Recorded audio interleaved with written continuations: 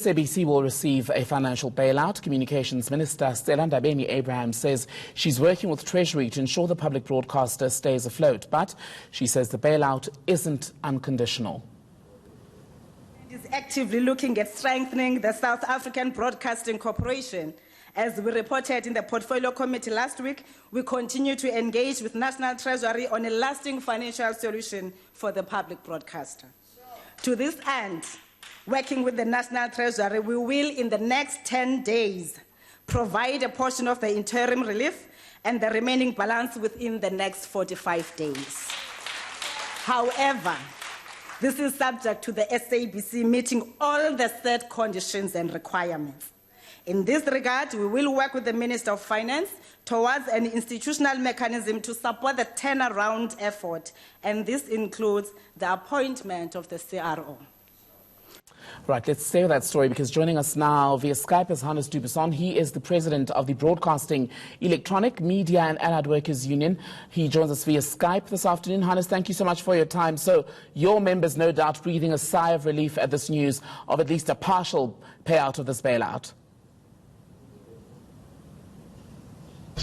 Quite happy and excited about the fact that the long-awaited relief is coming for the SABC. Of course, it's not only for SABC employees that we're happy, but for the country as a whole, that the SABC is not going to collapse, so to speak, and that we can continue to do what is supposed to be done, which is to bring news and entertainment to South Africa. Now, we speak quite a fair bit, Hannes, about the just precarious financial situation that the SABC is said to be in. But as someone who has access, I suppose, to more information than the rest of us, just how grim is the financial situation at the public broadcaster? Well, I think that we, if it wasn't for the goodwill of the SABC's suppliers, and when we're talking about people like Centec, the City Council of Johannesburg, and so on, the producers, the SABC would have been off air quite some time ago already. So it is really very bad.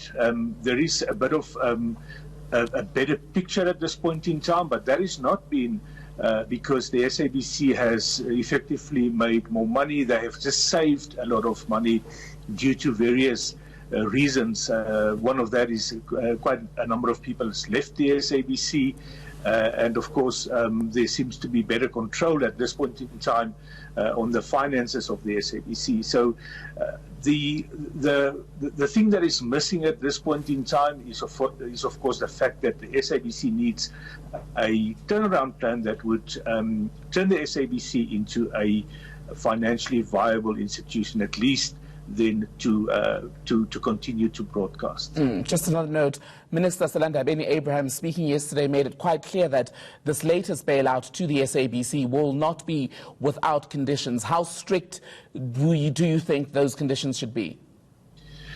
Well, I think that one of the things, and this is what has transpired in one of the previous turnaround plans, was that the SABC was supposed to meet on a monthly basis with a task team from Treasury to report on the finances of the SABC so that there could be stricter control, and we believe that is something that needs to happen again.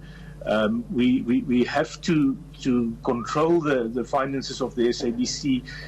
Also, we need to look at how the SABC's money is going to be spent. If that is going to be spent on necessary things like programming, that will help the SABC to get back on the road.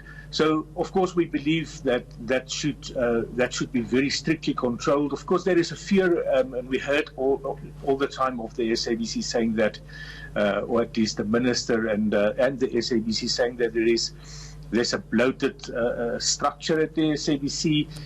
We have seen in the previous Section 189 notice, or at least what has been communicated in Parliament, that the SABC particularly is targeting the levels of management in respect of a possible reduction of staff. We hope that that is not going to happen. We hope that we would be able to put a turnaround plan on the table that will save everyone's job and also then ensure a sustainable SABC.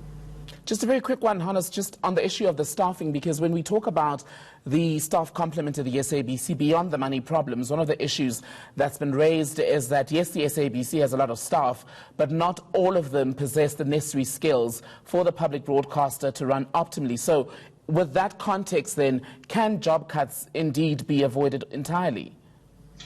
Well, we believe so. We believe that staff can be retrained. We are in the fourth industrial revolution. Things have changed dramatically. But we don't think that that is necessarily a rocket science. It's just a different way of thinking and working. So we believe that, of course, that people can be retrained, refocused, and come in line with the current media landscape and how news and information is currently being distributed across the world. Hannes Dubuisson, thank you so much for your time this afternoon.